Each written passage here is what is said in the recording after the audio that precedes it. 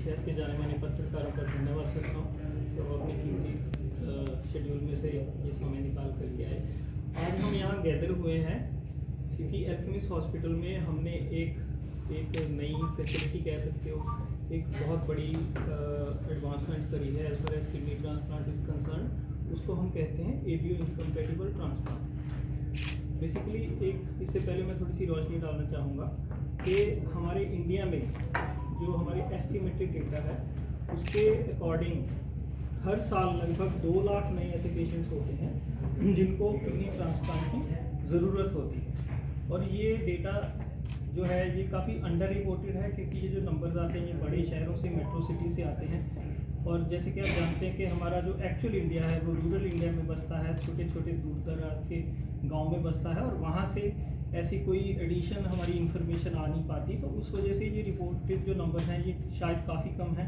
Actual number हो सकता है इससे डबल हो जाए, यानी कि 3 से 4 लाख मरीज़ ऐसे होते हैं हर साल जो ऐड होते हैं जिनको कि किडनी ट्रांसप्लांट की ज़रूरत पड़ती है। तो इन अगर हम 2 लाख को भी मान के चलें तो जो एक्चुअल ट्रांसप्लांट इंडिया में प्रति वर्ष होते हैं उनका नंबर्स मुश्किल से 10,000 टच कर रहा है, वो भी बेस्ट ऑफ द ईयर में। कुछ सालों में वो 10,000 भी नहीं क्रॉस कर पाता।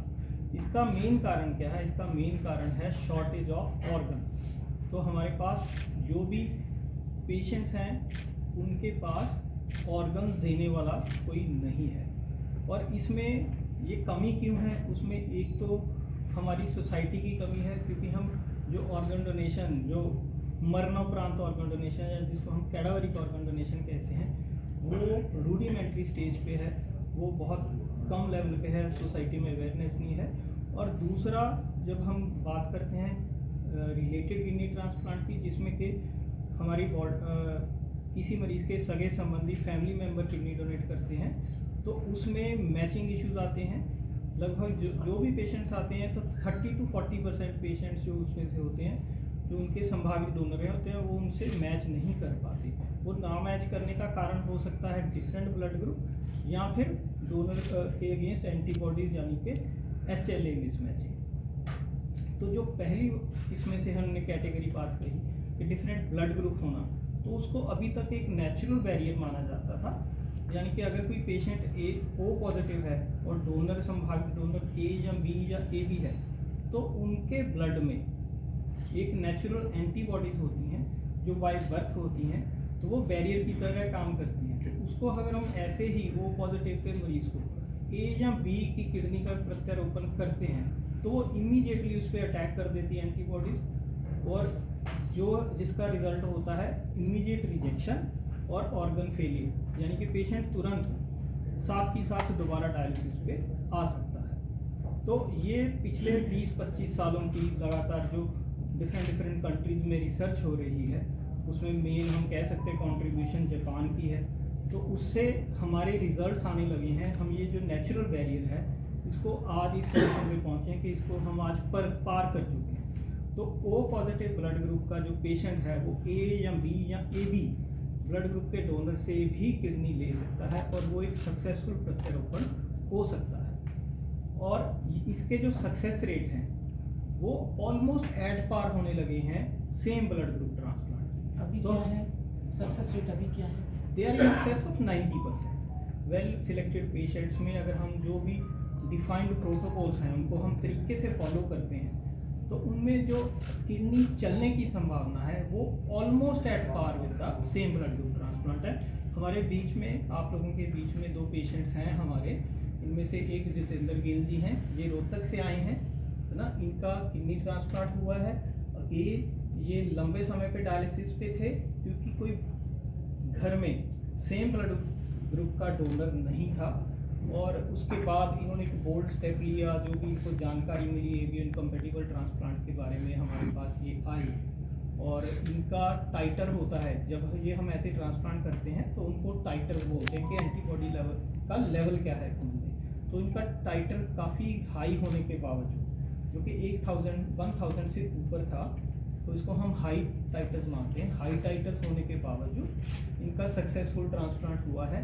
ऑलमोस्ट 3 मंथ्स मेरे ख्याल कंप्लीट हो चुके हैं। इनके मदर ने किडनी इनको डोनेट की है, तो B positive to O positive transplant हुआ है। सिमिलरली हमारे साथ सुरेंद्र कुमार जी हैं जो कि हरियाणा पुलिस के कर्मचारी हैं।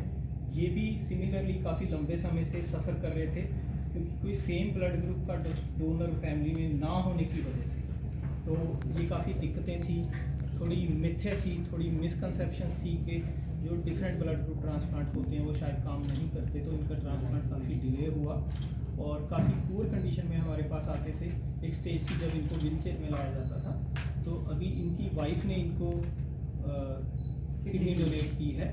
अगेन सिमिलरली जैसे ये B positive to O positive है, तो दूसरी जो उदाहरण है हमारे पास वो A positive to O positive है। इनका भी काफ़ी हाई टाइटर था।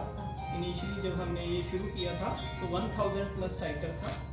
तो ये हाई टाइटर होने के बावजूद हमारे पास जीती जागती उदाहरण है कि ट्रांसप्लांट अच्छा हुआ है और ये कारगर है। तो ये जो मिसकंसेप्शंस हैं सोसाइटी में, आपके माध्यम से इनको हम दूर करना चाहते हैं। डॉक्टर नीरज, मेरे कुछ सवाल हैं।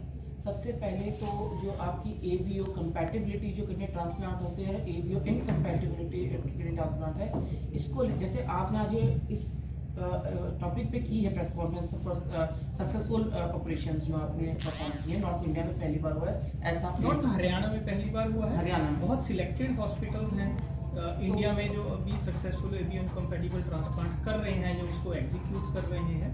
तो ये बेसिकली एक हमारे लिए बहुत बड़ा उपलब्धि है कि हम उस लिस्ट में शामिल हैं।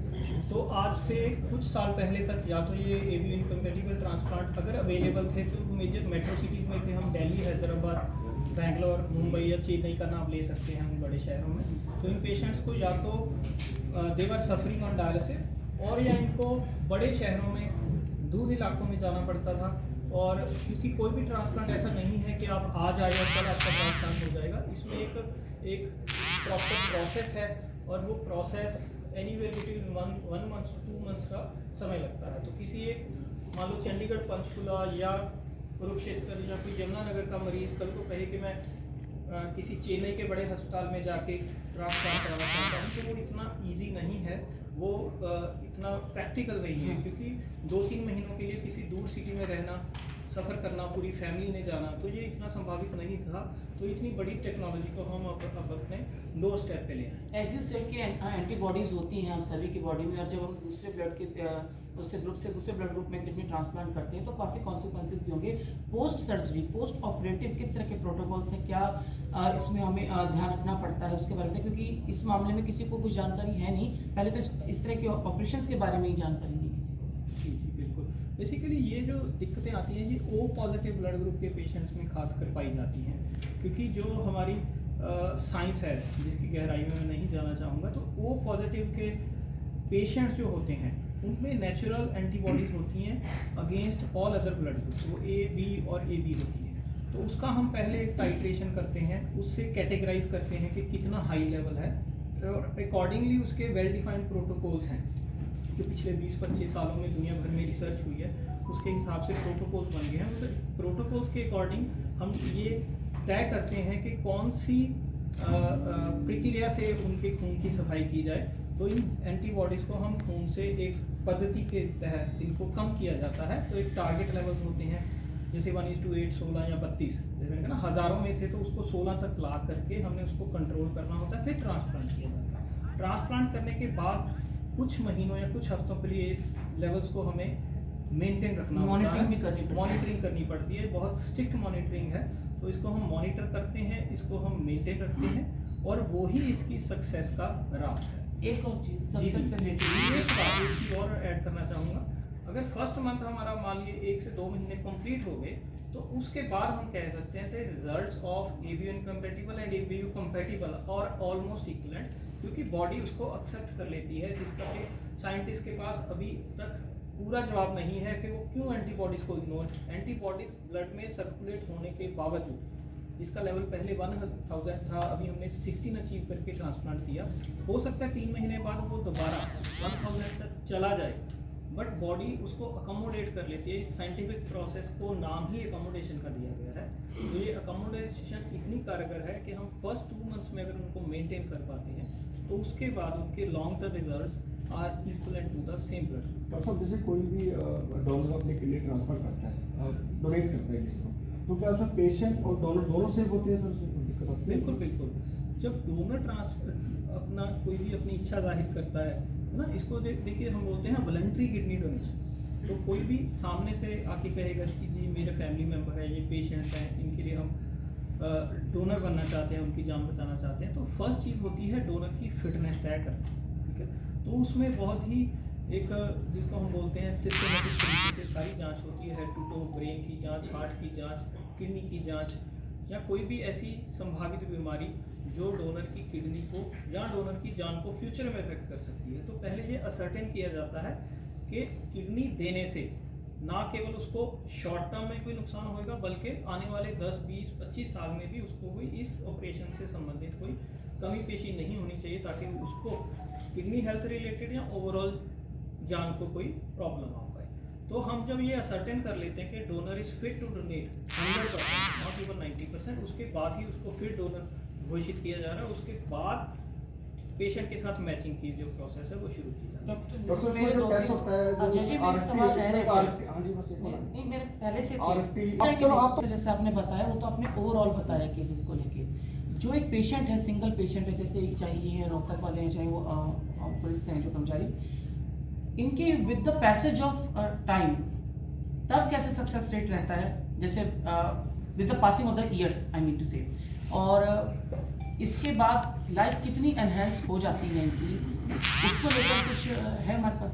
बिल्कुल मैडम, मैं इसका जवाब आपको 2 पार्ट्स में दूंगा। पहले तो आपने कहा कि सक्सेस क्या है। देखिए जब हम किडनी ट्रांसप्लांट सक्सेस की बात करते हैं तो हम कहते हैं मीडियन ग्राफ्ट सर्वाइवल या एवरेज ग्राफ्ट सर्वाइवल। तो हम ये इस तरीके से बात करते हैं। तो आज के टाइम में हम प्राउडली कह सकते हैं जो मीडियन ग्राफ्ट सर्वाइवल है that is somewhere in the range of 10 years to 15 years, है ना। तो ये ग्राफ्ट सर्वाइवल है जो किडनी चलेगी।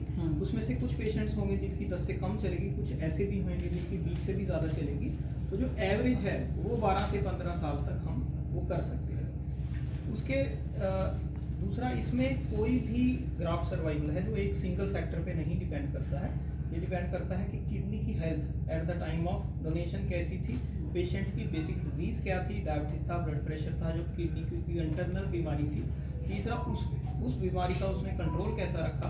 चौथा, उसका दवाइयों के साथ कंप्लायंस कैसा रहा। पांचवा, उसको ओवरऑल परहेज कैसा रहा, डाइट की कंट्रोल कैसा रहा, लाइफस्टाइल कैसा रहा। अंडर आइडियल कंडीशन में बात आइडियल करें। कंडीशन वही 12 से 15 साल एवरेज और with the passage of year? ये विद पैसेज ऑफ ईयर की बोल रहे हैं हम। तो कुछ पेशेंट्स होंगे जिनकी किडनी मान लो 2 साल चली है, कुछ होंगे 10 साल चली है, कुछ होंगे 15 साल चली है, कुछ होंगे जो 25 साल। अभी एक यूके का एक पेशेंट का काफ़ी इंटरनेशनल मीडिया में एक खबर छप रही थी कि उन्होंने 50 साल पूरे किए हैं और वो एक कैडावरिक किडनी थी, अनरिलेटेड कैडावरिक किडनी, जिसने इस साल 50 साल पूरे किए। तो यू कैन इमेजिन। तो ऐसे पेशेंट्स हमारे बीच जिंदा हैं जो ऑलरेडी ट्रांसप्लांट के बाद 50 साल पूरे कर चुके हैं। मैं कुछ ऐड करना, ट्रांसप्लांट का पेशेंट देखते हैं तो वो ट्रांसप्लांट के पेशेंट को we have to compare with the patient who are on dialysis. हम उनको एक नॉर्मल आदमी के साथ कंपेयर नहीं कर सकते हैं, क्योंकि अगर उनको ट्रांसप्लांट नहीं मिलेगा तो वो पेशेंट डायलिसिस पे रहेंगे। और डायलिसिस पे हमारा 10 to 15% of the patient die every year, whereas on the transplant the life expectancy and quality of life of the patients improves. जैसे एवरेज लाइफ है वो डॉक्टर नीरज ने बताया कि 12, 13, 15 साल होता है, बट हमारे पास ऐसे भी पेशेंट हैं जो 25 साल तक ट्रांसप्लांट हो रखे हैं, पहले हुए थे, है ना। और कुछ पेशेंट हैं जो 5-7 साल रहते हैं, बट एवरेज 10 से 12 साल उनका ग्राफ्ट सर्वाइवल होता है। पेशेंट ठीक रहता है, graft they can come to the dialysis again, they can go for a transplant again, so they have means good life. But if you compare these patients on dialysis, their quality of life is very poor. उसमें तो आपने life ही दी है फिर उसमें। Exactly. Secondly, So the transplant is a very viable form of treatment, and it is much better than dialysis. हो सकता है इसमें से मेजॉरिटी पेशेंट 10 साल पे जिंदा नहीं होंगे। मेजॉरिटी पेशेंट्स अगर वो ट्रांसप्लांट नहीं कराएंगे तो डायलिसिस पे वो जिंदा ही नहीं होंगे। तो यहाँ तो हम ग्राफ्ट सर्वाइवल किडनी की लाइफ की बात कर रहे हैं, बट वो किडनी की लाइफ इसलिए मायना रखती है क्योंकि वो पेशेंट जिंदा है। तो लेकिन हम इस सर्जरी को तभी करते हैं जब बिल्कुल ही चांसेस सब चीज़ों के खत्म हो जाते हैं, डायलिसिस पे बिल्कुल लास्ट एज पे है, डैमेज बहुत ऐसा ज़्यादा नहीं है मैडम। जब कोई पेशेंट किडनी फेलियर की लास्ट एज में सेटल हो जाता है तो उसके पास 2 ऑप्शन है। तो वन जिसको हम कह सकते हैं ब्रिज गैप ब्रिज अरेंजमेंट या एक तरीके से टेम्परेरी अरेंजमेंट जो कि डायलिसिस है, और दूसरा एक परमानेंट समाधान जो कि ट्रांसप्लांट है। जिसके पास ट्रांसप्लांट की ऑप्शन नहीं है तो वो आगे की ज़िंदगी डायलिसिस पर ही रहती है। बट अदरवाइज अगर दोनों को नेक टू नेक कंपेयर करें तो डायलिसिस से जो ट्रांसप्लांट के पेशेंट्स होते हैं वो मच बेटर करते हैं, उनकी ओवरऑल लाइफ एक्सपेक्टेंसी ज़्यादा है। अगर हम मृत्यु का कारण की बात करें कोई भी किडनी फेलियर के पेशेंट्स में, तो जो पेशेंट्स जिनका ट्रांसप्लांट नहीं हुआ जो डायलिसिस पे हैं, उनको अगर ट्रांसप्लांट के सक्सेसफुल ट्रांसप्लांट के मरीजों से कंपेयर किया जाए तो उनमें हार्ट अटैक या ब्रेन स्ट्रोक रिलेटेड जो कॉम्प्लिकेशन है they are 10 times more common. तो उसको अगर 10 में से 1 को होगा तो उनको 10 में से 10 को होने वाला है, इतनी मतलब उसमें क्या है। एफपी टेस्ट कराना चाहिए, सभी को कराना चाहिए कि कुछ एज के बाद कराना चाहिए? देखिए वो तो सभी को कराना चाहिए, क्योंकि ताकि एक एनुअल हेल्थ चेकअप जैसे 30 या 40 ईयर्स के बाद तो एक रिकमेंडेड है। अगर कोई पेशेंट्स जिनके फैमिली हिस्ट्री है किडनी डिजीज़ की या डायबिटिक है, अनकंट्रोल्ड हाइपरटेंसिव है, तो उनको वो अकॉर्डिंगली टेलर किया जाता है उनकी ज़रूरत के हिसाब से। बट हर इंसान को एटलीस्ट आई गेस 40 ईयर्स के बाद वंस इन ए ईयर या वंस इन 2 ईयर्स तो ये जो जनरल चेकअप कराना चाहिए। डॉक्टर साहब इसमें